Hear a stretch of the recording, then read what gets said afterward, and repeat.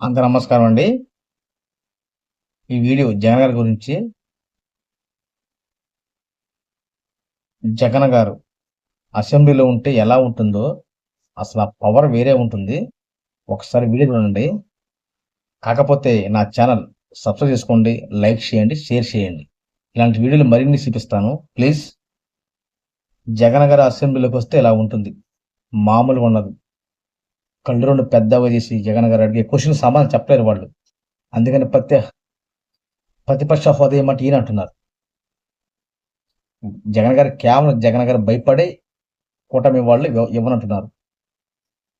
Power చూడండి ఎలా మాట్లాడుతున్నారు. నిలదీసి ఎంతమంది ఉంటే అంతమంది నిలదీసి అడుగుతున్నాడు. ప్రతి క్వశ్చన్కి వాళ్ళు సమాధానం చెప్పలేకపోతున్నారు. అసెంబ్లీకి వస్తే ఇలానే ఉంటుంది, అసెంబ్లీకి వస్తే జగన్ గారి క్రేజ్ పెరిగిపోతుందని కూటమి వాళ్ళు అసలు జగన్ గారికి అసెంబ్లీకి వచ్చే ప్రసక్తి లేదన్నట్టుగా ప్రతిపక్ష హోదా అయినట్టుగా. సరే వీడియో చూడండి, మీకు అర్థమవుతుంది. Thank you.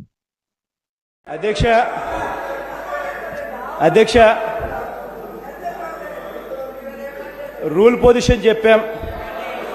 Me rule position చెప్పారు, మేము కూడా చెప్పామండి. వినే ఓపిక కూడా లేకపోతే ఎట్లా అధ్యక్ష? కాదు, వినే ఓపిక ఉండదు. అవతలోడు ఏం మాట్లాడుతున్నాడో కనీసం 2 నిమిషాలు మైక్ ఇస్తే కనీసం వినపడుతుంది. అవతలోడు చెప్పేది మాటలు కూడా వినే ఓపిక కూడా లేకపోతే ఎట్లా అధ్యక్ష? దయచేసి కాసేపు 2 నిమిషాలు వినండి. మేము చెప్పేది కూడా 2 నిమిషాలు మేము చెప్పేది వినండి. చంద్రబాబు నాయుడు గారికి ఇంత సేపు బైకులు ఇస్తా ఉన్నారు, 2 నిమిషాలు మేము చెప్పేది కూడా వినండి. చంద్రబాబు నాయుడు గారు స్థానంలో ఏ ముఖ్యమంత్రిగా ఇవ్వాలి? చాలా క్లియర్ గా చెప్పాం. రూల్ పొజిషన్ ప్రకారం స్టేట్మెంట్ అన్నది ఎక్కడైనా ఇవ్వడం జరిగితే ఆ తర్వాత ఉట్టి క్లారిఫికేషన్స్ కి మాత్రమే అనుమతి ఉంటుంది అనేది అసెంబ్లీ రూల్స్. ఇవాళ ఏం జరుగుతా ఉందనంటే అసెంబ్లీలో ఇక్కడ కూర్చున్న వాళ్ళందరికీ రూల్స్ తెలియవు. 344 అంటే ఏమిటో తెలీదు, స్టేట్మెంట్ అంటే ఏమిటో తెలీదు, చర్చ్ అంటే ఏమిటో తెలీదు. ఇవాళ ఎక్కడైనా కూడా నిజంగా ఆశ్చర్యంగా ఉంది. ఎక్కడైనా ఎవరికైనా చెప్తే నవ్వుతారు. ఎవరైనా స్టేట్మెంట్ ఇచ్చిన తర్వాత ఎవరైనా చర్చ జరుపుతారా? ఒకసారి తెలుసుకోండి ముఖ్యమంత్రి గారు, ఫస్ట్ మీరైనా కూడా. ఎక్కడైనా స్టేట్మెంట్ ఇచ్చిన తర్వాత ఎవరు చర్చ జరపరు. చర్చ జరిపిన తర్వాత చర్చలోని ఇరుపక్షాలకు సంబంధించిన వాదనలు విన్న తర్వాత స్టేట్మెంట్ అన్నది ఎవరైనా మంత్రి కానీ ఆ తర్వాత ఎవరైనా స్టేట్మెంట్ ఇస్తారు. That is the procedure. ఇక్కడ మా కర్మ ఏమిటంటే ఇక్కడ ఉన్న వాళ్ళకి ప్రొసీజర్ తెలియదు, స్టేట్మెంట్ ఎందుకు ఇస్తున్నారో అర్థం తెలియదు, మీకు అర్థం కాదు. మేము అడిగేదల్లా ఒకటే, మేము అడిగేదల్లా ఒకటే.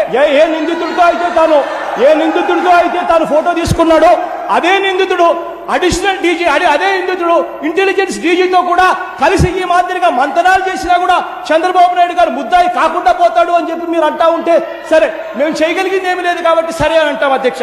కానీ ఒకటైతే నేను చెప్తా ఉన్నా, మేము అడిగేదల్లా మిమ్మల్ని ఒకటే, పద్ధతి ప్రకారం దీనికి చర్చకు పర్మిషన్ ఇవ్వండి. ఒకవేళ మీరు మీరు చంద్రబాబు నాయుడు గారు ఇవాళ స్టేట్మెంట్ అంటున్నారు, అది స్టేట్మెంట్ కాదు. నిజంగా స్టేట్మెంట్ అంటూ ఇవ్వాలి అంటే ఎవరికి స్టేట్మెంట్ ఇచ్చారు అధ్యక్ష? ఇక్కడ ఎవరెవరికి స్టేట్మెంట్ కాపీలు ఉన్నాయి చేతులు పైకెత్తండి. ఒక్క దగ్గర స్టేట్మెంట్ కాపీలు లేవు. చూపించి మా దగ్గర ఎక్కడున్నాయో, ఎక్కడున్నాయో చూపించండి. ఎక్కడ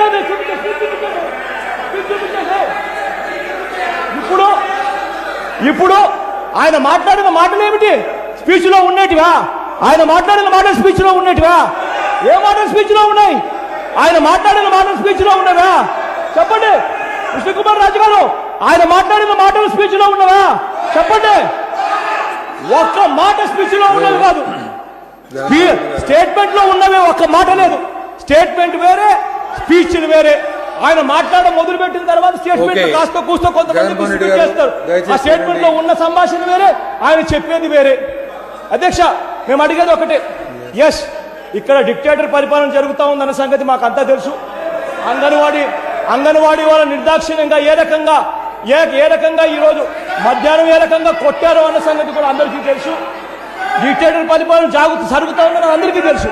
అయినా కూడా నేను ఇప్పుడే అడిగేది ఒకటే, పోనీలే అధ్యక్ష, we will yield provided ఆ పక్క నుంచి మీ కళ్ళ ఎదుటనే ఒక మాట మాట్లాడారు, మీ కళ్ళ ముందరనే ఒక మాట మాట్లాడారు. అయినా వాళ్ళ మీద ఎటువంటి యాక్షన్ జరగవు. పోనీలే అధ్యక్ష, నేనట్టు కాదు. ఒకటే మీరు చెప్తా ఒకరు ఉన్నా, గమనించండి. నేను ఒకరు అడిగేది ఒకటే. ప్లీజ్ ఆయన మాట్లాడిన తర్వాత మీరు ఒకరు గమనించండి. ఆయన మాట్లాడిన తర్వాత జగన్మోహన్ రెడ్డి గారు వినండి.